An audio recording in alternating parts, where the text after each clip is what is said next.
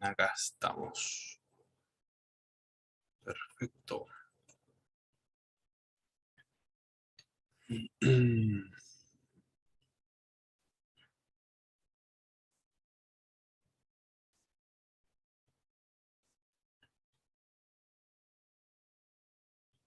Ahí tenemos un templo de los jinistas.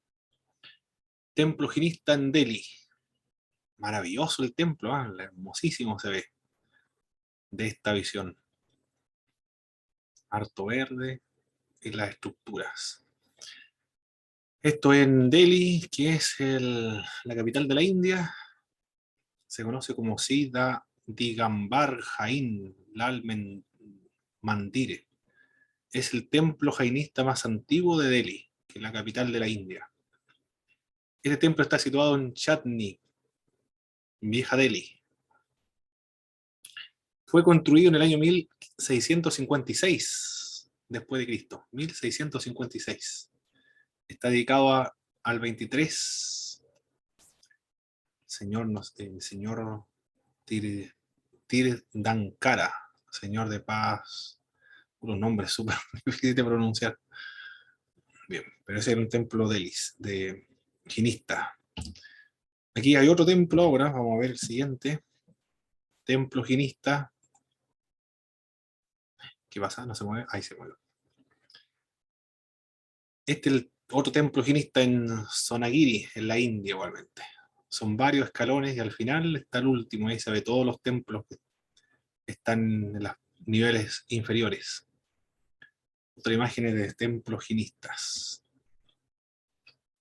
¿Qué es lo que es el jinismo? Ahí vemos los monjes que tienen algo que se ponen en la boca para impedir que los animales o las moscas ingresen y así poder comerse a una persona que ha sido reencarnada en una mosca. Vulgarmente suele ser considerado como el fundador del jinismo a Vadamana, nacido en el siglo VI antes de Cristo. Estamos hablando del año 500, la misma época de Buda.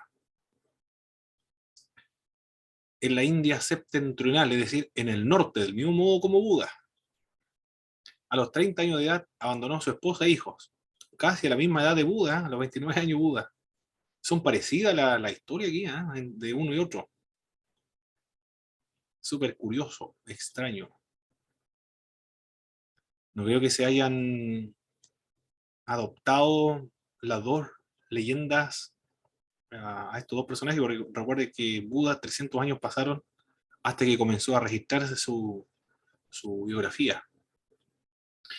Él abandonó a su esposa, abandonó a su hijo, se cortó el cabello, se convirtió en una asceta, en un sadhu también, es decir, en un renunciante. Tras un periodo de concentración, ayuno y mortificación, alcanzó la iluminación. Lo mismo que Buda, alcanza exactamente la misma experiencia casi de Buda y la misma meta, que es la iluminación. Desde entonces se llamó Jina, que significa el victorioso. ¿Sobre qué cosa se volvió victorioso? Sobre sus pasiones y el mundo. También Kevalin, o el omnisciente, o Mahavira, gran héroe. Predicó extensas regiones de la India, hasta su muerte. También de la India. En la India ha producido grandes religiones, hinduismo, budismo, jinismo. Pero el budismo con el jinismo son reacciones contra el hinduismo.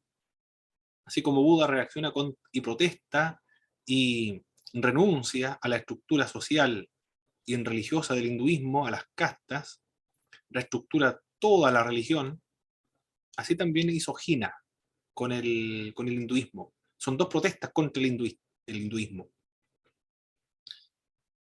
Y nacen de un mismo país. Predicó extensas regiones de la India hasta su muerte acontecía a los 72 años de edad. La cronología jinista se inicia en el año supuesto de su muerte, que ocurrió en el año 527 antes de Jesucristo, aunque estudios serios la sitúan en el año 477 y sobre todo en el año 468. Su nacimiento, como el de Buda y de Zoroastro, estuvo acompañado de fenómenos maravillosos, como un gran esplendor habría iluminado la noche de su nacimiento. Los nacimientos están acompañados de fenómenos extraordinarios, pero son muy legendarios. Más que fundador, Jinnah fue uno de los reformadores entonces de la doctrina llamada Saidabada, o doctrina propia, naturaleza, relativismo, inicialmente por sus adeptos. Es decir, él no es entonces un fundador de una religión, Jinnah, sino que es un reformador. Como Martín Lutero, entonces, no inicia el cristianismo, sino que lo reforma, juntamente con Juan Calvino, Ulrico Zwinglio y los predecesores. También ocurre con Jinnah. No trata de fundar otra religión, sino simplemente él toma todas las experiencias anteriores de aquellos que alcanzaron esta iluminación o estas reformas previas, de todos estos monjes, de estos ascetas, de estos renunciantes que pululaban por todas partes, principalmente por el norte de la India, para protestar contra las castas, contra los ritos, contra los brahmanes, contra toda la institucionalidad del hinduismo. Y él lo organiza. Por eso que se conoce esta religión como el jainismo, porque él es el organizador o el reformador y une a todos los renunciantes y forman un grupo. Pero ya habían renunciantes anterior a él. Fue un reformador entonces. Los jainistas ascienden a unos 4 millones en la India. Son minorías, son pocos, pero muy influyentes en la sociedad actual del hinduismo, principalmente por la no violencia, principalmente por esa característica de la no violencia, el respeto también por la naturaleza, por la... Bueno, esas son algunas características de estos grupos, características también de los hindúes. La doctrina jinista, o la dada o doctrina de las distintas posibilidades de relativismo. La doctrina jinista se estructura en 3 secciones: el conocimiento, la visión o la fe, conocimiento, visión y fe, y también la conducta, conocimiento, fe y conducta. Esas son las estructuras del jinismo. La estructura del hinduismo es diferente, están estructurados por las castas, acá por el conocimiento, la práctica y la fe. Cualquier afirmación y doctrina carece de valor absoluto e inmutable. Mira aquí como estamos viendo cómo está echando los cimientos, cómo están empleando las estructuras conceptuales o los principios filosóficos para comenzar a acabar con el hinduismo, porque eso es lo que ellos intentan hacer, destruir estos sistemas de castas, los ritos rigurosos, que son innumerables, infinitos, incontables, agotadores, incansables para toda la sociedad hinduista, que permanentemente debe estar haciendo distintos ritos, y los brahmanes que están dirigiendo todos estos ritos religiosos, que incluso están dentro de sus propias casas. Y ellos quieren protestar, sacarse o sacudirse este yugo pesado de los brahmanes. Entonces, la afirmación que ellos van a establecer va a ser: cualquier afirmación, cualquier doctrina carece de valor absoluto e inmutable. Está sometida a múltiples condiciones vinculadas al contexto, a la circunstancia del cambio continuo. Son relativistas entonces. La característica acá es el relativismo. Cualquier objeto de conocimiento puede ser captado desde 7 puntos de mira o perspectivas o 7 puntos de vistas, estableció el jinismo. Esto es un grupo de personas que tienen esta idea o estas concepciones religiosas y filosóficas y se reúnen en torno a Jinnah, y él lo va a resumir y lo va a reformar. Hay un politeísmo intramundano sin divinidad suprema trascendente. También la otra característica o esta doctrina del jinismo. Es simple, ¿eh? Tiene solamente 3, como estamos viendo aquí. 3 perspectivas, 3 doctrinas de sustento de esta corriente dentro fuera, o con una protesta contra el hinduismo. Como el budismo, el jinismo reacciona contra el ritualismo brahmánico. Los brahmanes entonces fatigaron a la gente, a los indios. Por eso hay que protestar muchos se hicieron ascetas, pero una forma de protesta contra los brahmanes, contra la casta religiosa, contra los pensadores, los filósofos, contra los que imponían cargas y ritos, y lo que establecía lo que debía creer la gente.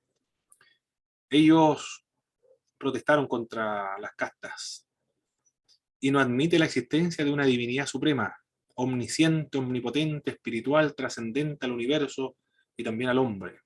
Eliminaron la idea del Brahman entonces. Todo queda recluido en el ámbito del universo. Y el universo es increado. Al igual que son eternos, entonces el universo, como el budismo es increado. Bueno, el hinduismo también cree lo mismo, son eternos. Todo el universo es increado, es eterno, aunque sometido a distintas fases, ascendente y descendente. Son conocidos como los ciclos.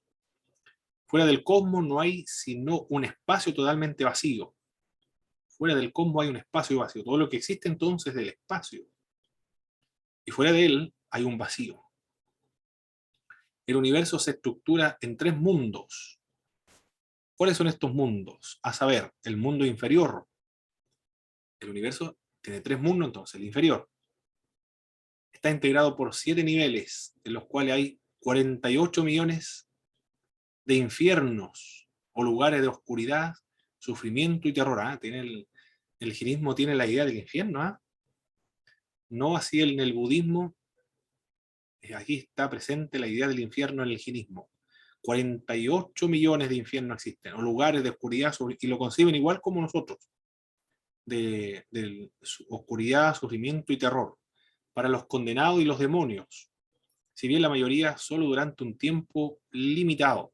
Aquí por lo menos ya tenemos un punto de contacto con el jainismo, lo que no pudimos encontrar con el budismo, pero aquí en el jainismo ya encontramos un punto de contacto, las analogías de fe, la idea del infierno, la misma idea, oscuridad, sufrimiento y terror.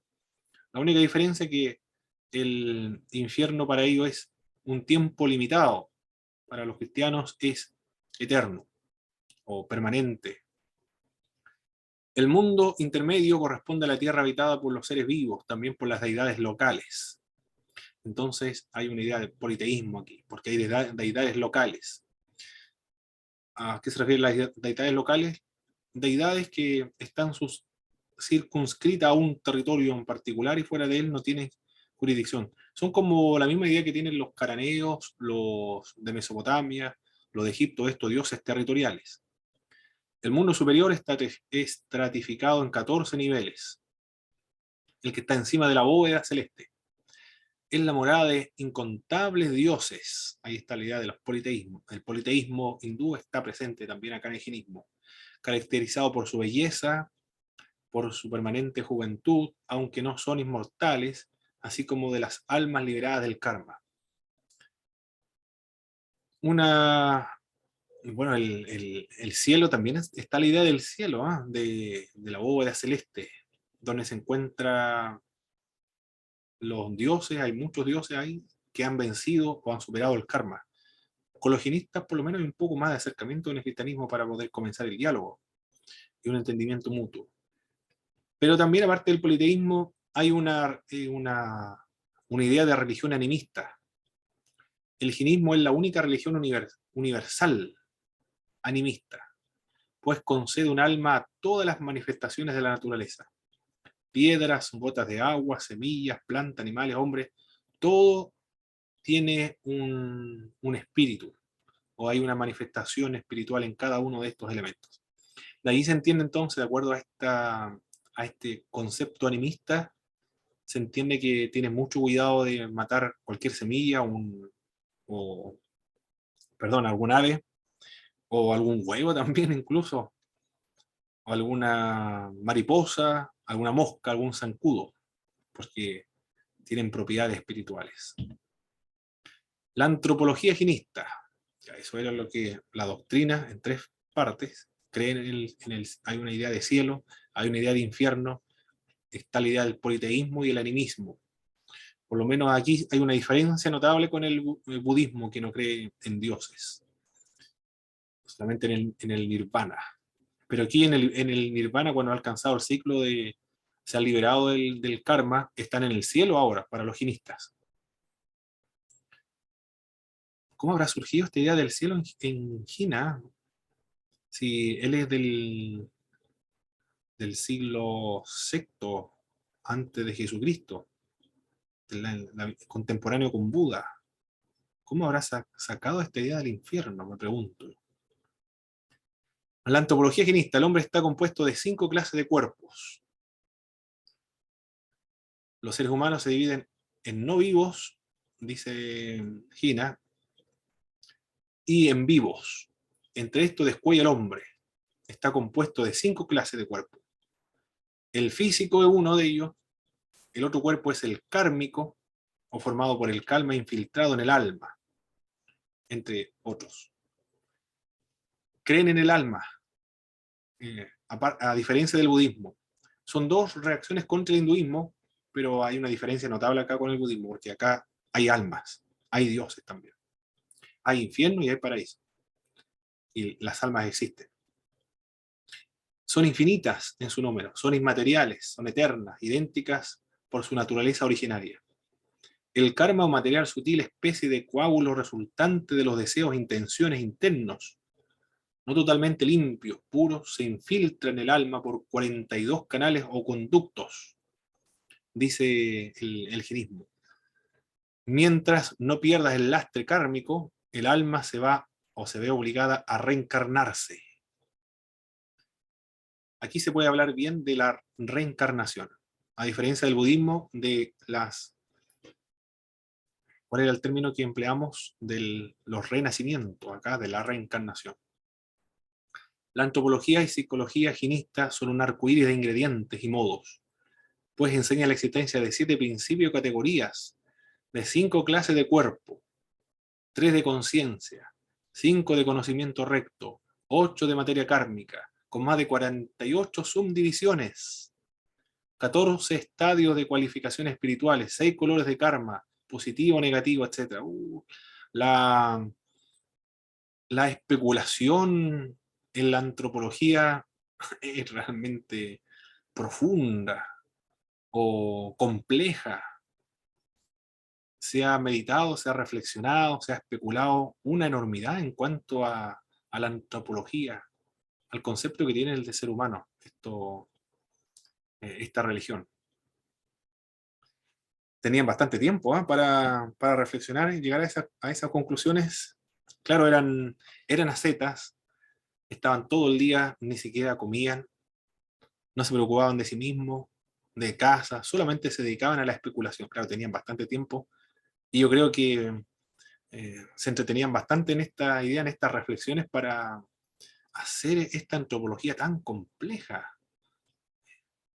tan estructurada también, tan profunda, tan elaboradísima la idea de la antropología que ellos tienen. En la ética jinista ahora, es radicalmente individualista. Esa es la característica de la ética del jinismo, individualista. Está marcada por el deseo y la necesidad de liberar el alma de la contaminación kármica y del encadenamiento a las reencarnaciones a fin de ser perfectas, o sea, de lograr la perfección para poder ascender de la muerte a la mansión empiria del alma o de las almas. Es radicalmente o fundamentalmente individualista. Busca la perfección, busca la salvación de cada individuo sin prestar atención a lo social. Aquí hay el problema con los jinistas. Eminentemente individualista. No le importa mucho lo social, hasta el extremo de recomendar el control de natalidad para evitar las preocupaciones ocasionadas por los muchos hijos que absorben demasiado y apartan de la atención primaria al perfeccionamiento individual. Wow, aquí los que no desean tener hijos, el jinismo es una religión muy atrayente, principalmente ahora estaba viendo un documental que está en el Megavisión, lo repiten una y otra vez de personas que no quieren tener hijos, por diversas razones, por el individualismo. El individualismo es un fenómeno de la posmodernidad, pero me parece mucho que no es una idea tan posmoderna, porque el jinismo es el siglo sexto, y ya están hablando acerca del individualismo, el hiperindividualismo, diría, ¿cómo se llama este autor? Aquí se me olvidó el nombre. este autor, lo tengo aquí a la mano. Él hablaba acerca del hiperindividualismo. Acá nos vemos con una religión hiperindividualista. La misma idea de la posmodernidad está presente hace más de 1500 años atrás. No, antes 1500, no, son 2500 años. 2500 años atrás ya estaba hablando acerca de este hiperindividualismo. Nos enseñan el control de natalidad para no tener preocupaciones con los hijos y para preocuparse de su perfección individual, de su perfeccionamiento individual. También para evitar la superpoblación, porque según ellos, si hay muchas personas en el mundo, va a dificultar y hasta imposibilitar la alimentación exclusivamente vegetariana. Son vegetarianos también. La práctica, ¿cuáles son las prácticas de estos grupos? La no violencia. Esto es lo loable de estos grupos. La doble creencia de los jinistas en la existencia del alma en todas las cosas. Es decir, todos los seres vivientes tienen alma. Por lo tanto, un zancudo hay que cuidarlo porque tiene un alma, hay un alma que está allí. Hay que tener supremo cuidado. En todas las cosas y en la reencarnación del alma humana los condujo a dar más importancia que nadie a la no violencia. Tienen prohibido dañar, incluso inadvertidamente, a cualquier ser viviente. Por eso los jinistas, especialmente los monjes, caminan con una escobilla. Debe ser muy complejo caminar con mucho cuidado para evitar pisar a una araña, o pisar una mosca, o pisar ¿qué puede ser? Algún bicharraco que se nos presente por el camino y pisarlo, algún insecto. Tienen prohibido profesiones que impliquen la posibilidad de dañar o matar a un ser vivo, como la caza. Aquí ya por eso que no son muy numerosos, porque se restringen las profesiones en el jinismo. Porque la caza ya implica matar, la pesca implica matar, excavar pozos. Si uno comienza a cavar pozos, va a matar a una lombriz, va a pasar a llevar algunos animales, algunos insectos, traficar con armas. Se pueden dedicar a la agricultura, pueden practicar la agricultura, pero para ser un campesino o jinista tiene que tener mucho cuidado, muchas restricciones. Es casi una mortificación ser un campesino jinista porque tiene demasiadas prohibiciones. Mucho cuidado para arar la tierra, por ejemplo, cuántos animales pueden aparecer y matar cuando va pasando por el lado, pisar, por ejemplo. Sigue una dieta estrictamente vegetariana. Mire todo lo que prohíbe el jinismo. La carne, el pescado, los huevos, no se puede comer nada de eso. Han edificado hospitales para animales viejos y enfermos, en los cuales hay secciones para las orugas, animales inmundos, entre otros. Han confeccionado, construido, tienen recursos, porque han edificado hospitales solo para animales que ya están viejos y están clasificados también por sus especies. La vida de mortificación, ayuno y legitimación condicionada del suicidio. En efecto, el efecto de la creencia en la virulenta acción contaminante del karma es la importancia primordial que la ascesis es la renuncia, el ayuno, las mortificaciones tienen el jinismo para conseguir la liberación mediante el propio esfuerzo. Bueno, al igual que el budismo, acá la liberación es por medio de los esfuerzos propios del ser humano, porque es hiperindividualista. Los ayunos de los jinistas pueden llegar a ser tan prolongados e intensos que terminen en la muerte voluntaria. Y esta muerte voluntaria en el jinismo tiene virtud, pero para algunos solamente. La muerte por inanición está permitido y tiene la capacidad purificadora. La persona se purifica cuando muere por inanición. Para los monjes solamente, o para algunos laicos que están demasiado ancianos a los que padezcan una enfermedad incurable. Por lo menos aquí en el jainismo la eutanasia es permitida para los enfermos, para los ancianos, para los monjes también, algunos laicos, pero con ciertas excepciones. Aquí lo que no quieran seguir viviendo pueden dejar de comer y eso constituye la muerte. O la eutanasia. Hay una religión entonces que se practica la eutanasia y la eutanasia la considera como una virtud purificadora. A diferencia del cristianismo que lo considera como contraria, es decir, es condenable la muerte por inanición, o es una especie de suicidio lento, gradual, dejar de comer. Algunos mandamientos y normas éticas morales son, ¿cuáles son estos mandamientos? Son formuladas de modo negativo o prohibitivo. Para todos los higienistas, no dañar a cualquier ser viviente. No pueden pisar una mosca, no la pueden aniquilar o exterminar. También de la falsedad. No deben decir mentiras. No deben robar. La unión sexual ilegítima o arbitraria.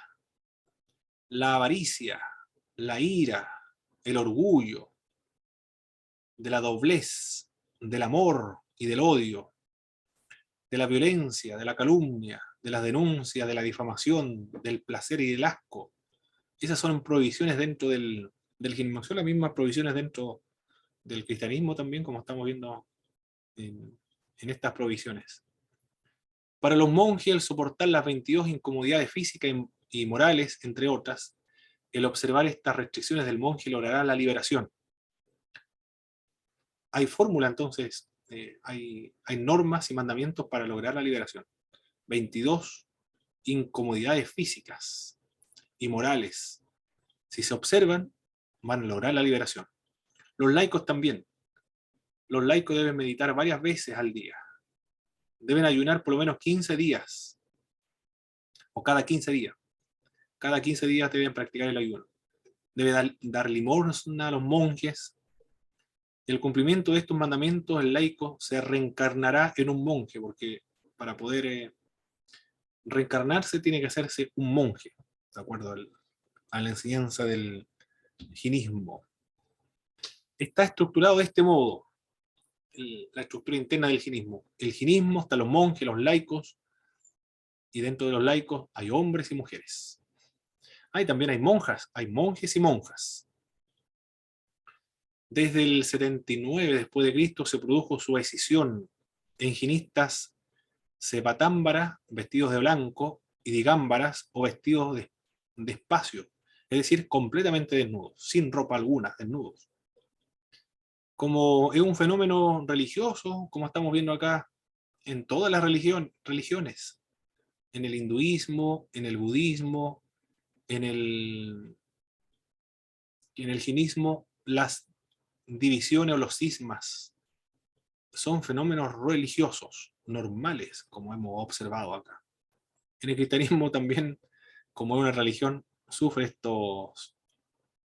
estas divisiones. Pero la desnudez está obligado solo a los hombres, estaba prohibido a las mujeres.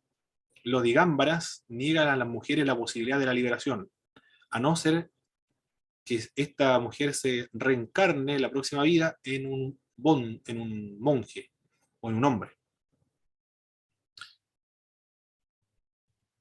Los otros monjes de cabeza rapada llevan una vida itinerante. Permanentemente están deambulando, viajando, son nómadas. No pueden permanecer más de 5 días. En algunas circunstancias pueden permanecer máximo un mes.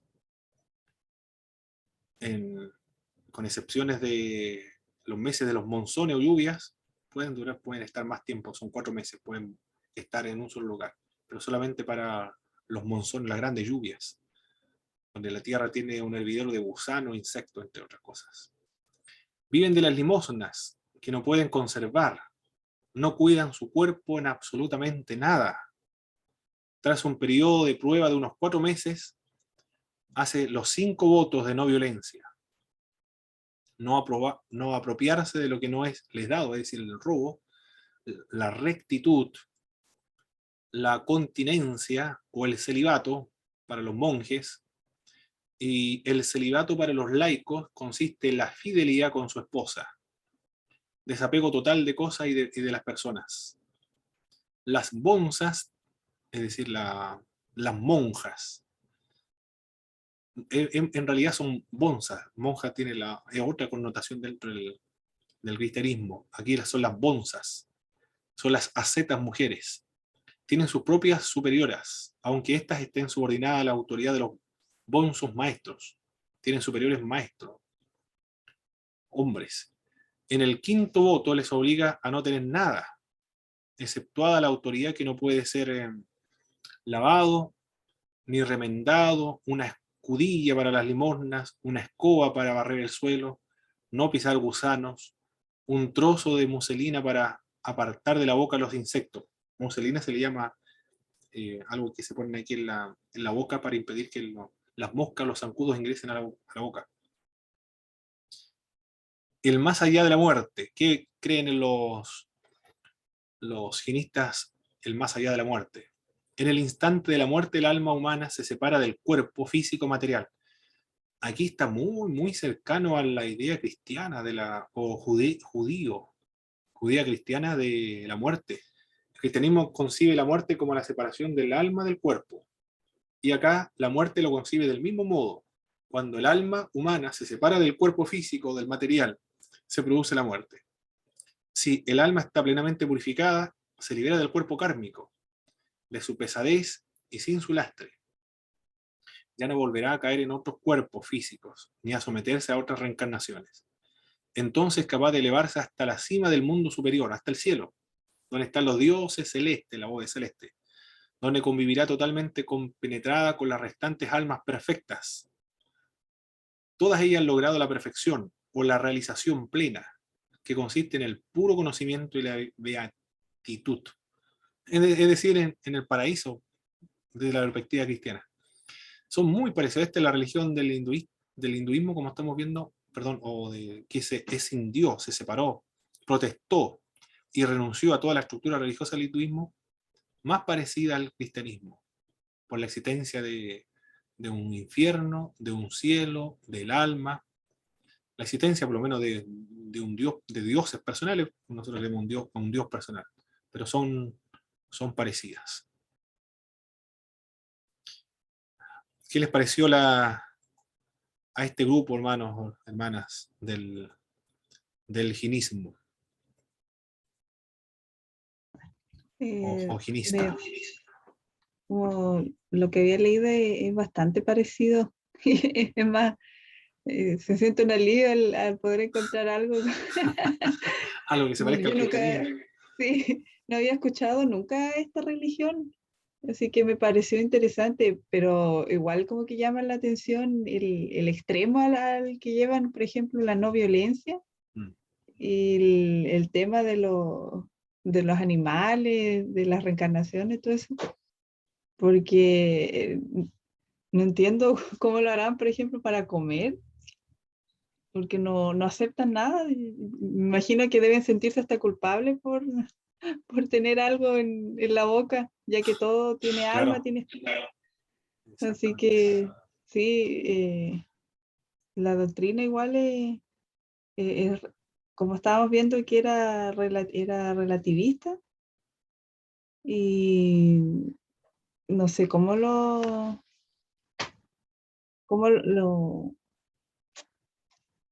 me olvidé la palabra. Bueno, el hecho es que me gustó, sí, aunque no la conocía, nunca la había escuchado, no sé si esa religión saldrá del país, solamente está ahí, ¿cierto? No es misionera. Parece que no, ¿eh? Parece que no. Está restringida a la India. Y Ay, las preguntas, las interrogantes que me vienen a mí es de dónde sacaron esta idea del infierno y del cielo, y del alma y el concepto de la muerte, que es muy, muy parecido a la idea judía cristiana. No sé si habrán tenido algún contacto o no, pero buena pregunta me surgió al analizar esta de la religión de los ginistas. Está para armar una monografía Claro, quién lo leería? Los estudiantes de religiones comparadas nada más. Vale. Hermano Christopher, ¿alguna opinión de esta religión? Los aspectos positivos que uno puede ver. eh, es valorable en este caso el sentido ético y moral que tienen Mm, respecto de la vivencia en comunidad que ellos ejercen. Pero lo más negativo, los puntos más que uno más puede discutir es el tema de la práctica de la no ingesta de alimentos hasta el extremo de quitarse la vida. Eso considero que va contra, en este caso, del sentido, aunque sea de adoración o de práctica espiritual, ¿ah? mm. Es bien extremo. Por ejemplo, si uno lo ve con el cristianismo, el apóstol Pablo le dice a los romanos que debemos presentar nuestro cuerpo como sacrificio vivo, tener un culto racional, nuestro cuerpo es un templo, es totalmente diferente a la concepción. Y el hecho también del control de la natalidad, igual, profe, desde una cultura occidental nos parece bien individualista y Mm, retrógrado en este sentido, exacto. porque todos deseamos en este caso tener es el deseo de tener una familia, de tener hijos. Mm. Entonces es bien individualista y de hecho lo que hemos visto también tampoco ellos tienen como una explicación de cuál es el origen de la vida misma, por qué ellos también nacen. Entonces se preocupan de la trascendencia espiritual, pero tampoco hay un inicio a diferencia del cristianismo. Ellos, claro, hablan acerca de la eternidad, igual que el budismo, hinduismo, del cosmos eterno. Entonces hay un ciclo constante, infinito, interminable. Ellos el tiempo es circular, es cíclico. En cambio, nosotros un comienzo y un fin. Propio nuestro. Ahí nos estamos dando cuenta que somos diferentes. La cultura judeo-cristiana, islámica igual, pero el origen viene del judaísmo. El judaísmo es una religión revelada. Hubo un comienzo y tendrá un fin también. A diferencia Sí. de los otros grupos que lo ven como algo eterno. Mm. Aquí estaba viendo la pregunta de la hermana de los datos estadísticos de los guinistas si estaban en otras partes del mundo. Aquí dice este libro de Manuel Guerra, el texto. Aquí dice, los guinistas ascienden a unos 4 millones, de los cuales la mayoría son betámbaras, pero su influjo político, social y económico es muy superior al de su número. Claro, son influyentes. Sobre todo en las 2 o 3 regiones en las que vive la mayoría, a saber, los guinistas en Rajasthan, la península de Kayabar, zona occidental de la India, los digámbaras en Deccan y Mysore, zona sur de la India. Cada una de estas 2 ramas a lo largo de su historia ha originado varias sectas que se diferencian por el número y identidad de los testigos y textos reconocidos como canónicos, por la distinta concepción de la relación entre monje y laico, por la admisión o el rechazo del culto tributario a la imagen erigina y de los tirar, tirancaras, etc. Claro, está limitado solamente a la India, de acuerdo a lo que dice este autor, por lo menos los datos estadísticos. Pero son poderosos, influyentes, político y económico. Muy bien, vamos a finalizar con una